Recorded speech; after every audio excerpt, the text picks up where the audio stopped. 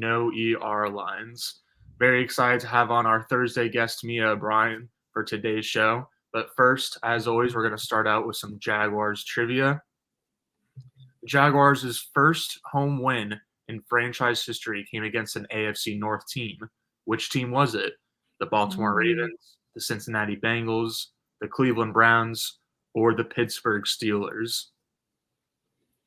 Give a couple seconds for people to think. They're playing the Browns this weekend. But the correct answer is the Pittsburgh Steelers. The Jaguars got their first ever home win at Jacksonville Municipal Stadium, and I think it was about week 6 or 7 against the Steelers. So that's that. Let's get to our guest, Mia O'Brien. Mia, happy to have you on the show again, as we've said each and every Thursday. Today we're going to kind of get in the weeds about just specific matchups that we're looking out for this Sunday as the Jaguars take on the Browns.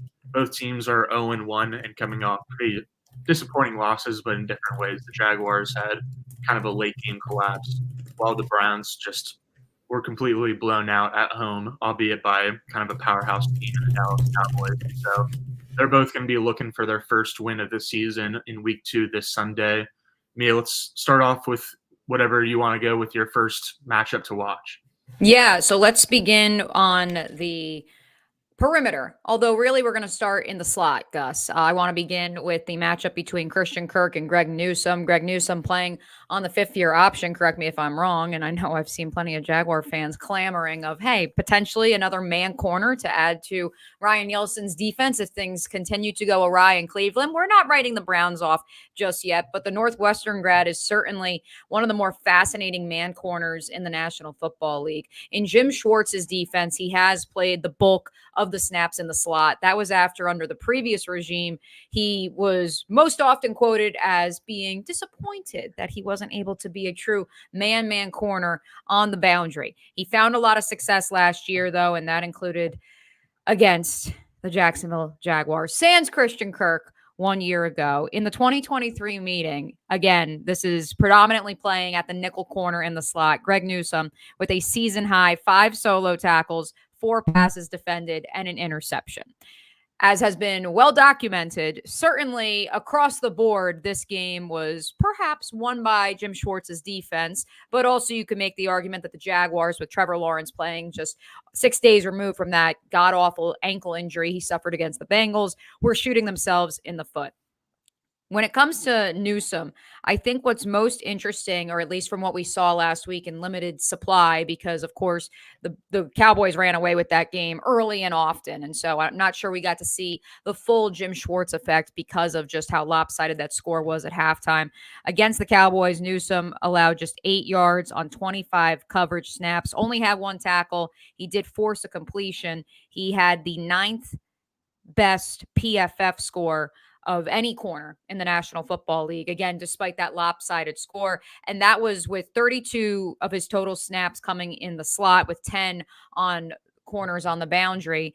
That means his primary assignment was indeed CeeDee Lamb. And while CeeDee Lamb got paid in the last month, he was held to 5 catches on 10 targets for 61 yards. Brandon Cooks with 4 catches for 40 yards and a touchdown on 7 targets, his other primary assignment. And so certainly 2 electric players that can do a whole lot more damage to you, as the Jaguars well know, at the hands of both of those players. And the fact that Newsome was able to corral them the way he was, yes, the score certainly was very much in favor of the Dallas Cowboys, but I think that's a pretty good day in the office when all is said and done. And now you pair that with Christian Kirk coming off of a disappointing outing against the Miami Dolphins. Is he still trying to get his sea legs back underneath him after missing the last few weeks of training camp with the calf injury? Just 1 catch on 4 targets. I think what's also interesting, Gus, is as we talk about the evolution of this Jaguars offense, is Christian Kirk your primary player in the slot, not including Evan Ingram? We'll get to him here in just a second. Is he your primary wide receiver to play there? There was an argument to be made that Calvin Ridley actually played better last year when he was playing inside, as opposed to as an X wide receiver going one-on-one on the boundary and trying to win at the line of scrimmage. What's fascinating about it is if you look at last week, and I know the Jaguars only ran 50 plays, and it was, unfortunately, because they couldn't get into a rhythm, so many 3 and outs. it's tough to kind of measure that one game. But what I think is going to be interesting is that the Jaguars actually subbed Kirk out not only in 12 personnel, where obviously you'd love to have more of a blocking wide receiver like a Gabe Davis or a Brian Thomas Jr. on the field. They subbed him out in 11 personnel, more than we saw ever in the last year plus. Outside of the Bengals game, second Bengals game reference of the program, outside of that Bengals game on Monday Night Football week 13 last week, Sunday was the 5th lowest number of snaps that Christian Kirk has played in a Jacksonville Jaguars jersey. And so that's why I think a lot of fantasy football nerds out there are panicked, because they're like, oh no, this is the sign. BTJ is wide receiver 1 in terms of usage. Perhaps Gabe Davis is wide receiver 2. It's all going to be matchup based if I had to guess. But it is interesting that while there has been certainly a murmur here in Jacksonville of so many fans, a groundswelling, if you may, clamoring for more BTJ, that if you actually just look at the snap count, which a couple other notes we'll get into a little bit on that coming up here as we look at this one-on-one matchup between Newsome and Kirk, it's curious to see if Christian Kirk will continue to be the primary option inside for the Jaguars. Yeah, I'm not necessarily surprised that Christian wasn't playing in 12 personnel. I feel like he didn't play in a lot of 12 personnel last year. And so when fantasy football people were kind of... So this is 11, actually. So we'll get to 12 because I got some thoughts on 12. Yeah, this is 11 as well. He was subbed out. He actually played, I believe it was... Yeah, he was subbed out during 11 personnel. He only played 4 of 11 snaps in 12, which we will get to that as well. Yeah, I was just going to say, I'm not really surprised by him being subbed out in 12 because I think we saw that last year. And then you mentioned it with the body type. And I don't really think it's that big deal. And again, not that surprising. But then the 11 personnel is definitely surprising because I was talking to Mike on our first Duval Rundown show and saying that I expect Christian Kirk to lead the team in receiving all the way through. But if he's not getting 100% of 11 personnel snaps, that'll be tougher to do. And so it's interesting to think back on kind of why that was in terms of the snap share. Like maybe the Jaguars were kind of easing him into action considering his core muscle suffered last year, and then he also had an off-season calf injury. But then I also wonder how much of it is just trying to get Parker Washington involved because he had a few nice plays. And going into the season, my expectation was as great as Parker Washington's offseason has been, I didn't really expect to see him get any considerable snaps unless an injury happened to a receiver in front of him. But then that was not the case in week 1. He actually, it's not like he played 50% of snaps or anything, but he got in and had more action than I was expecting. And so it'll be interesting to see this week how many snaps Parker Washington is able to draw, or if the team is just going to kind of go all in on Kirk despite his week 1 performance. Yeah, and I think what's going to be interesting on the Jaguars side of it is how are you countering your offense? Because, and we heard this a couple times in the post-game locker room Sunday, it can't be about what the opposition is doing. It has to be about what we are doing well as an offense. At the same time, you have to pay attention to the matchup. And so that's why I think this Newsome-Kirk matchup is so fascinating. Although that's not to say that Martin Emerson and Denzel Ward are slouches, and so you'd rather take your chances on the boundary. I just think that this is an interesting matchup, especially because the one area that Newsome does struggle in the slot is on run defense. That was his lowest grade by far from PFF last year. And so that would suggest, again, trying to run in between the tackles, trying to create some sort of effective running play in space in between the hash marks. And so that's where I'm genuinely curious to see who or what the Jaguars say in the passing game. This is where we can try to make our living, knowing that not only did Christian Kirk only have 1 catch last week on 4 targets, but so did Evan Ingram. I don't think you can force feed those 2 players the football, although I thought Trevor Lawrence going to Christian Kirk on that 30-yard seam route after the drop on the previous drive was signature Trevor saying, hey, I'm going to get my guy involved after such a struggle. But at the same time, I just don't want to see this be an offense where, because you're so focused on feeding those 2 bell cows, you neglect the fact that there are other mouths to feed that you've brought in Gabe Davis, Brian Thomas Jr., Parker Washington, as you alluded to, Tank Bigsby, who could also create even more mismatches for you solely because you have so many playmakers on the field at once. Right. I actually think it would behoove the Jaguars to run out of lighter personnel more often this game. We saw in week 1 against Miami, they scored a goal line touchdown with Travis Etienne when they were in 11 personnel and kind of spread the field out. And then Travis was able to just punch it in. But then there was the fourth down play call and a couple other just short yard situations where the Jaguars brought in a lot of heavy personnel, like multiple tight ends, and then they just got stuffed at the line. And so I think, like you're saying, with Newsome being not necessarily a liability in run defense, but that's certainly not his strong suit either. He's definitely more of like a coverage nickel, who's just kind of relegated to the nickel, I think, because Martin Emerson and Denzel Ward are really, really good corners. I was really impressed by Emerson's performance against the Jaguars last year. But I do want to make a note on that 12 personnel, Gus. So that was the one where that's the formation in which Christian Kirk was in 4 of 11 snaps and 12 personnel on Sunday. BTJ was in 6 of them. Gabe Davis was in 9. Water is wet. That's not a surprise. I am curious because so often in pass protection, they did leave Anton Harrison and Cam Robinson on an island by themselves. Straight 5 drop back sets on Sunday. And that, I think, unfortunately, was also a hallmark of the Jaguars offense last year. Do you see a world in which they say we have to give those guys more help? So we have to, and that's where it's tough because Evan Ingram is a tight end in name only. And so he's not necessarily going to give you the blocking capability of George Kittle per se. And that's not a knock on Evan. I think Evan would tell you George Kittle's just better blocking tight end. That's just the nature of how he plays the game, and how Evan plays the game, which of course played to the Jaguars' benefit last year. But in turn, it becomes such a numbers game of, can you bring in extra guys to chip along on the outside to help those two players? Or do you say, look, one's a first round pick, the other one is paid like a top 15 offensive tackle. They got to figure it out on the island by themselves because we just want to get guys out in space. I think it's pretty matchup oriented. I think in general, they trust their 2 guys for that reason you just said, where they've got the 27th overall pick from 2023 in Anton Harrison, and then Cam Robinson, who's being paid like a top 15 left tackle. So just based on that, based on their investments in those 2 players, then they are expecting them to hold up on islands. And especially with Trevor Lawrence, like where Trevor is a lot better at mitigating kind of outside pressure and being able to step up in the pocket. But I mean, for pretty much any quarterback, it's a lot harder to avoid interior pressure.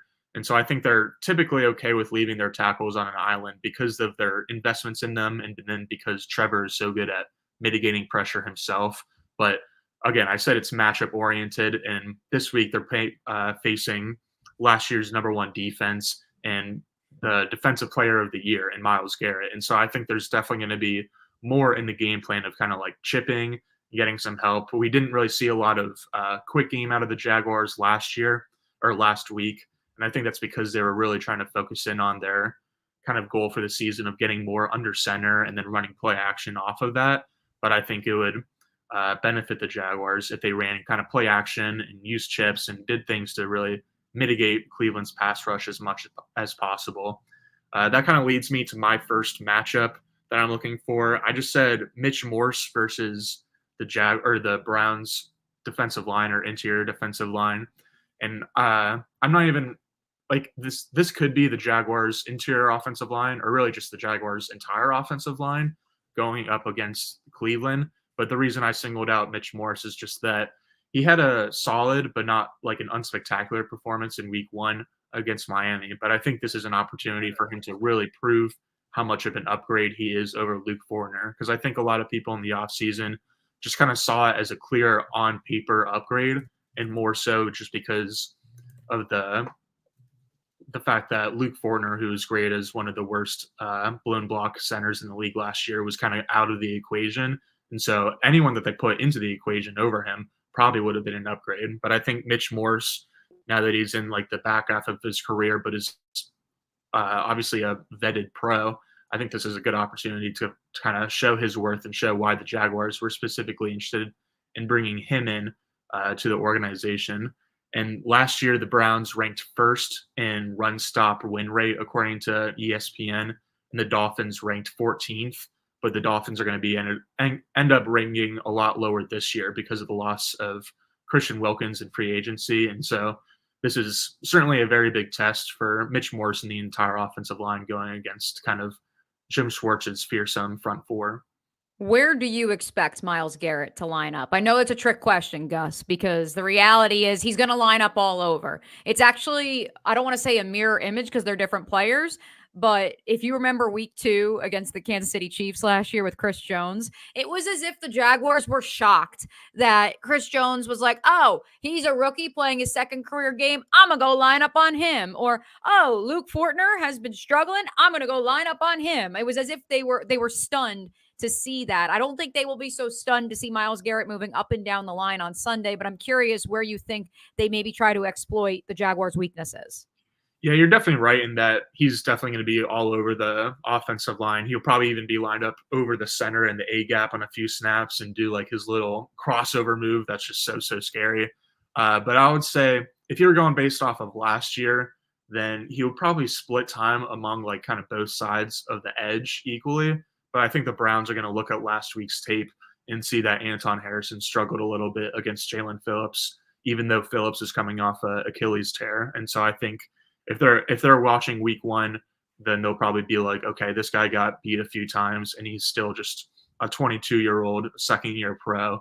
And so again, Myles Garrett is definitely going to be used all across the line, but I think most often he's going to be lined up across from Anton Harrison.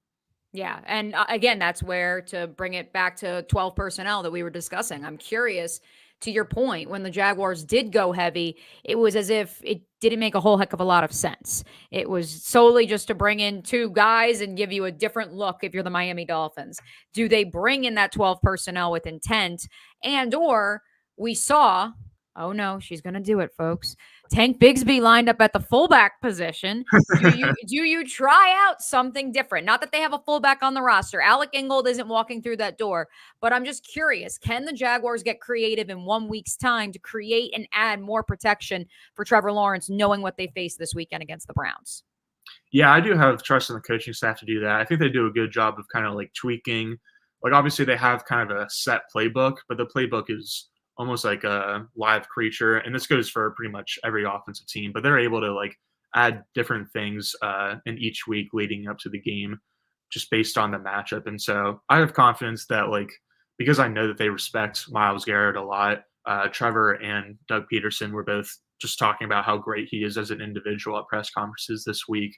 And so they have the respect for him. And because they have the respect for him, I think they'll have a good plan for him. I think I'll be a little bit worried if it was a situation like, I guess last year against Chris Jones, where even though they respected the heck out of Chris Jones, they might not have realized that he was going to line up all over the place.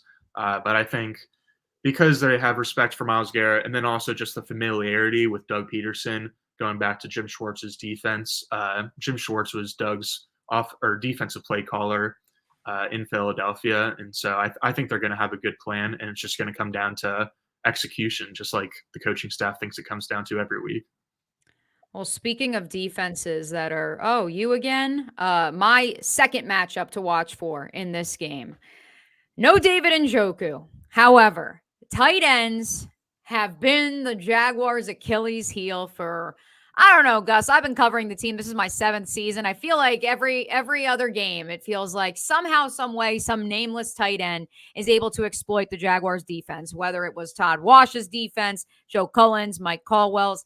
Can Ryan Nielsen put an end to the bleeding? Certainly not having Njoku is a huge help.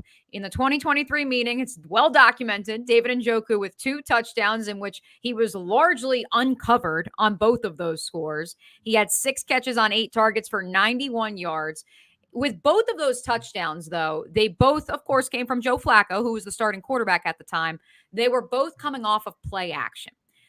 According to Dan Orlovsky, because as much as I've watched some of the Cowboys-Browns game, I have not, sorry everyone, I have not been in the weeds in studying Deshaun Watson since he has come back, number 1, from the injury, but number 2, have to apologize for that. Right. Sorry, I'm really not in the weeds watching Deshaun Watson. But according to Orlovsky, who of course I trust as a former NFL quarterback, play action is one of the biggest areas of concern for Deshaun Watson and why so many national analysts are calling for Jameis Winston to start, because of Watson's struggles, even if it's a 1-game sample size so far in 2024. But it's the same issues that you saw at the early onset of 2023 before he suffered that shoulder injury.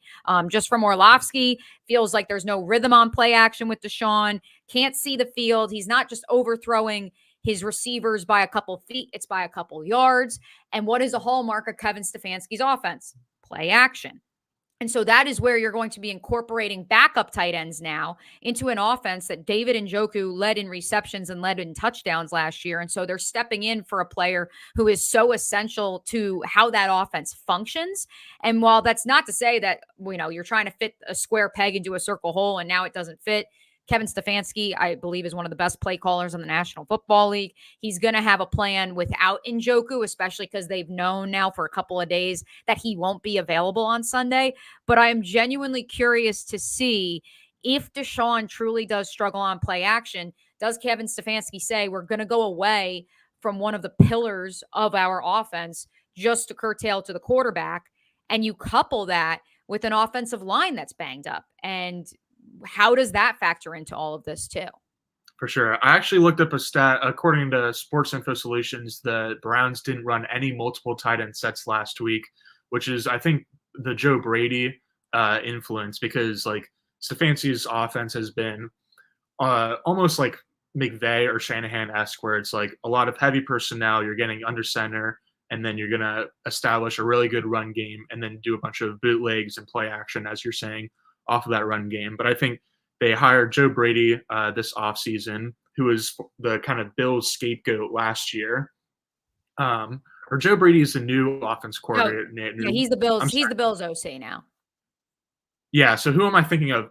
Ken Dorsey was Ken Dorsey, correct. Yes, who was the Bills OC? Correct. Yep. Right. No, if anything, once Joe Brady became the OC, it was like we're leaning all the way into we're going to run the ball and have a lot of heavy personnel to help Josh Allen. Right. And so Ken Dorsey is more of like kind of like a spread specialist. Yep. And so I think the Browns were trying to just appeal to Deshaun Watson's like what he wanted to do on the field, because when he was in Houston, he was maybe the best quarterback of operating out of empty personnel where there's no one else in the backfield and there's 5 eligible receivers out that's going to go and immediately run a route. And so when everything is kind of spread out for Deshaun, and then that also opens up more room for him to kind of run around in the backfield and try to create an explosive play, that's when he's at his best, thus bringing in Ken Dorsey to the offense this season. And so, but I agree with you where like even if the Browns didn't use multiple tight end sets and we're going towards more of a spread offense in week 1, I'm curious to see like how quickly they just start going away from that and go back towards like more of Stefanski's MO, even without David Njoku in the lineup, because I'm not quite sure even who is on the roster after Jordan Akins, but I know that Jordan Akins is kind of like the next man up at tight end. And he sway him to the practice squad. Come on, Gus. Jaguar legend. Blocker, so like that's actually like a notable name. And so, but Jordan Akins actually played with Deshaun Watson in Houston for a couple of years. And so I think like you could do worse as a backup tight end. And I think that tight end in general is just kind of a important position for the Kevin Stefanski offense, even if they're going to mix up some stuff this offseason or this season compared to recent seasons. So I definitely agree where, I mean, I thought Jonnu Smith was going to be a factor last week, and he ended up not really doing anything. Which is impressive considering the Jaguars, and not that we live in a fantasy world, Gus. Last year, the Jaguars gave up the 5th most fantasy points to tight ends in the National Football League. Guess who was 6th? Ryan Nielsen's Atlanta Falcons. There you go. And look, and that was kind of a byproduct of a couple of games that just tight ends went nuts. Dalton Schultz in a Texans loss to the Falcons just went off for 14 catches and 176 yards. So maybe that's part of what skewed those stats a little bit from last year. But I think that was, to your point, kind of a concern last week, and the Jaguars neutralized it. Perhaps it's because of this new role for Devin Lloyd, keeping those linebackers fresh. I don't know what it is, but to your point, on the other side of it, if you're the Browns and you are going to once again be faced with playing backup tackles, I do think Conklin could be back, at least according to Mary Kay Cabot of the Plain Dealer. We had her on Helmets and Heels yesterday. And so he could be back. But in turn, the Browns ran 12 personnel 9.4% of the time last year. That was 28th in the National Football League. I just think they're going to have to bring more heavy personnel, not only to create those signature Kevin Stefanski mismatches in the underneath, but also because I just think they're going to need help on the edge. Like they got man-walloped by Micah Parsons last week. Well, that leads me right into my next matchup and our final matchup for this segment, which is Josh Hines-Allen against Cleveland's offensive tackles. Because you mentioned it, Jack Conklin had a limited practice on Wednesday with a knee injury, and he missed week 1. The Browns were also missing their other starting tackle, Jedrick Wills, with a knee injury as well, and he did not practice on Wednesday. And so in their places, the Browns started DeJuan Jones, and I'm blanking on the other tackle, but I know the other tackle who's clearly not super relevant, allowed 4. I'm pulling him up because even when Mary Kay said his name yesterday, I was like, who? It was like it sounds kind of close to DeJuan Jones, actually. It's James Hudson. James Hudson, yeah. So there James we go. Allowed 4 quarterback hits against the Cowboys, and so like whoever is lining up against Hudson, assuming that Hudson ends up playing again, is definitely going to be something to watch. But I'm just looking out for Josh Hines-Allen to make a couple big plays because he was fairly quiet against Miami, and I don't think he necessarily had a bad game. I think Miami was definitely aware of him after the season that he had last year. But I think Hines-Allen is going to need to like make sure to bring Watson down at least once or twice, or like create a sack fumble, or just create constant pressure, really, because last week Watson took 6 sacks, which is the most of any quarterback last week. And the majority of them were kind of him just like, they were his fault. It wasn't like it was a coverage sack or like offensive line blown block. Like the majority of them were him just holding onto the ball for too long and running around and trying to make something out of nothing, but then ultimately being brought down. And so I think the Jaguars pass rush really needs to like make sure they get home in time to actually bring him down, because I have, even with Tyson Campbell out for this game, I have faith that Amari Cooper and Jerry Jeudy and even Jordan Akins like won't really do too much damage as long as Deshaun Watson doesn't have forever to throw in the pocket. So I think like all the Jags pass rushers just like need to make sure they get home this game, especially Josh Hines-Allen, because I think he'll have some plus matchups either against backups or against starters that are returning from knee injuries. And he's going against probably the most sack happy quarterback in the league. So I'm expecting a big week 2 from Hines-Allen. Another trick question for you, Gus. What was more surprising? The fact that Josh Hines-Allen did not have a big day on Sunday and the pressure, let's call it in limited supply from the Jaguars defensive front as a whole, or that fun little saucy nug that you put in the 1010XL weekly newsletter regarding Trayvon Walker, double teamed 46% of the time. It goes back to what Mike Tomlin said last year. That is the guy that our team's actually game planning for, not 41. Yeah, it's hard to say because they, even though they're just like lined up on each side of the edge, like I feel like they play such different positions, and now like they are in more kind of similar positions now that they're in 4 down front as opposed to 3-4 defense, where like I feel like the weak side linebacker and the strong side linebacker on the line of scrimmage have way different roles. But even still now, like I think Trayvon is kind of like more of like the Cam Jordan role where he's just going to like muck up a bunch of stuff in the pass and the run game, but he's really just like, he's containing that edge no matter what. And he did a great job of that on Sunday. And so I know that Josh Hines-Allen is also like almost, even if he's not like the same size as a Trayvon or a Cam Jordan, he's extremely good at setting and containing an edge as well and playing run defense. And so I think he had maybe almost as good of a game, but like Trayvon just had one of the best games of his career on Sunday. And so considering that, I would say Trayvon's performance is more surprising. 10 sacks in 13 games. Buy stock now, folks, if you're not in 44. But no, I do think I agree with you guys. I think 41 bounces back. They did a really good job. Number one, Teron Armstead had a great game on Sunday. Number two, they brought help for him. And so that's where I'm curious to see, because that's the Dolphins also game planning. Josh, if you're listening, I'm not saying you're not one of the focal points of the scouting report. Let the record show, because certainly they brought help for Armstead to stop 41. But at the same time, the fact that 44 was faced with as many double teams as he was, I mean, that's where if you're one of the Jaguars' other pass rushers, whether that's Eric Armstead, Mason Smith, Yasir Abdullah, who got some nice run against Miami, you got to be taking advantage of that opportunity if they are so focused on those two bookends. Absolutely. All right, Mia, I know you got to get out of here. Any lingering thoughts? You want to give a score prediction or any other takes? Well, I've been fascinated by the Jaguars still a 3-point favorite heading into Sunday. I think that's because the world is down on Deshaun Watson, which I am A-okay with. I am curious to see with no Tyson Campbell how much run Buster Brown gets versus Jarian Jones. Doug Peterson would not comment on that. He kind of looked at me yesterday when I asked it and he said, "Oh, trick question."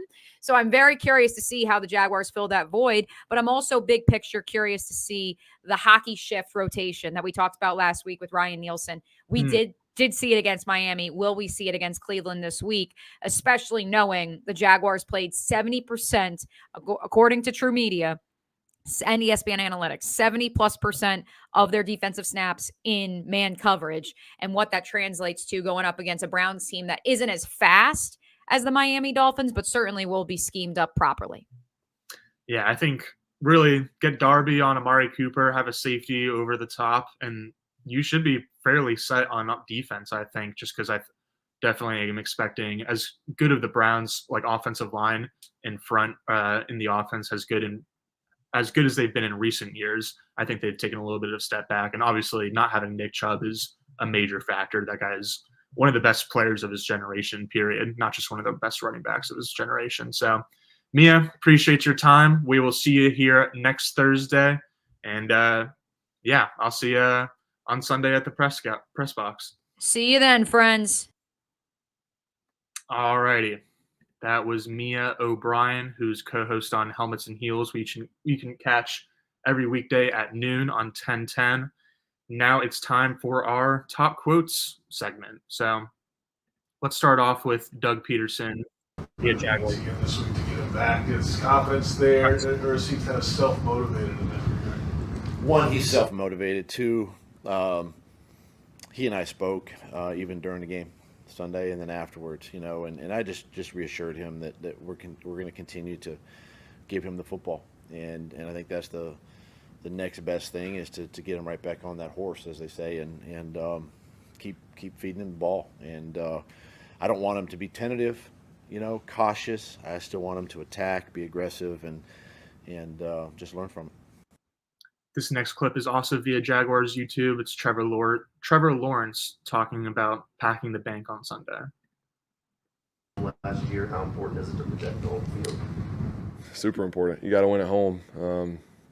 Not just because you got to win the games to give yourself a shot at the end of the season to get to where you want to go, but also for our fans and our fan base. And we want the stadium to be packed. We want to have a home field advantage. And when we're winning, we get that towards the middle and end of the season. And when we're struggling a little bit, we've noticed that we don't necessarily get that. So that's, we got to put a good product out there, and we got to play well at home for our fans. And obviously that's huge for us, and we want to win here. And we want this to be a really difficult place to play. And obviously it has been in the past at times, but we want it every week to be a tough environment to come into, and to beat us, it's going to be really hard. Trevor also had an interesting tweet on Tuesday teasing some sort of event at Everbank Stadium today. It seemed like it was teasing a possible haircut, but I don't know. That's all I really got. Just make sure to monitor Trevor's social media for the rest of the day, I suppose. Got a few more notes. Just to clarify Tyson, Doug Peterson said Monday that he wouldn't put Tyson Campbell in a box in terms of when he's expected to return from his hamstring injury.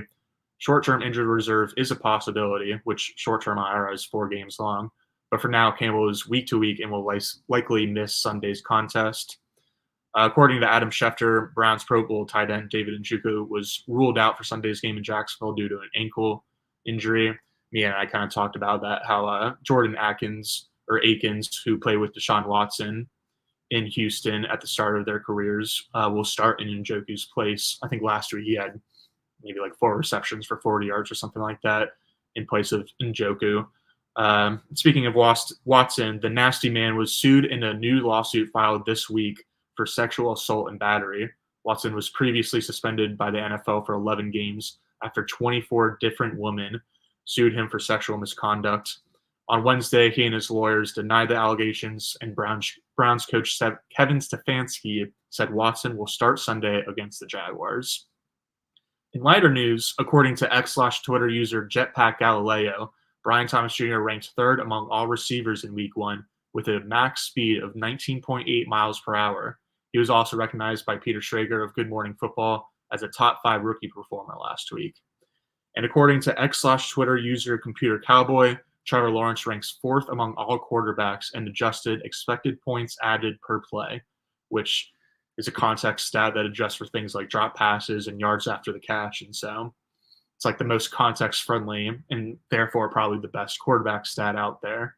And then again, Lawrence teased some kind of announcement coming later today. I would also recommend checking out Ben Solak's Twitter or TikTok. He did a good breakdown of 2 different Lawrence throws from the game against Miami. That's all we got for the top quote segment. Switched it up a little bit and kind of just lost the PowerPoint slides. But yeah, let's see if we got any chats for the chat therapy session. SRV said, the Jags need more medical staff for the Jags don't choke like they did in Miami. I would not blame the medical staff for the week 1 loss. I think listening to the way that a bunch of players reflected on the loss, it seemed like, or like Tom McManus and I talked about this on Sunday's live post-game show, how real momentum is. And that was kind of the comments from players, just that, yeah, they kind of took momentum and we just weren't able to really take it back. And so I think this one was kind of on the players for not executing, like the ETN fumble and the Kirk drops, and then not just finishing the game. So I don't think medical staff really needs to be thrown under the bus for that. Final Boss Engage said, I'd bring massage tables to the sideline. Easy peasy. Nice Watson joke. He also said the Browns front isn't as good as Miami's. Hard to disagree on that one, my friend, especially after Christian Wilkins left Miami this offseason to sign with the Las Vegas Raiders. They still have Zach Sealer, who's a pretty solid player in the interior, but really not a lot of notable names other than that. And then Jalen Phillips and Calais Campbell are nice guys, but I mean, they're nothing compared to Myles Garrett. And then the Browns also have another good edge rusher in Zadarius Smith, who has kind of the same capabilities of Garrett as of just being able to line up anywhere on the front and kind of dictate mismatches. And so wouldn't be surprised at all to see Garrett and or Zadarius Smith lined up like on the inside as opposed to the outside on Sunday. And then the Browns also have Shelby Harris, and I think they have another Devon. Let me try to look it up real quick. They've got Shelby Harris. They no longer have Taven Bryan, but their other guy is Dalvin Tomlinson, who I was thinking of. And then they also got Maurice Hurst and Quentin Jefferson in the reserves at defensive tackle. And so they've got some recognizable names. And again, the Browns finished first in run stop win rate last year. They were the number 1 ranked defense by pretty much any metric. And so, yeah, this is going to be a really big test for the Jaguars, is interior offensive line, but really just blockers in general. Like Martin Emerson is a dog. They've got some good linebackers. It's going to have to be a pretty sound unit all across for the Jacksonville's run game. Looks like that's all the comments that we have. I guess I'll just go ahead and end it here. We did go a little bit longer than usual with the guest segment with Mia. So, yeah, if there's no more questions, I will see you next on Sunday, immediately following the game. It'll probably be about 15 minutes after the final whistle. I'll hop on and bring back Hacker and Tom to just break down what we saw. Yeah, I think that's all I got. Thanks again to Injury Care Centers for being our sponsor. I'll see you guys next time.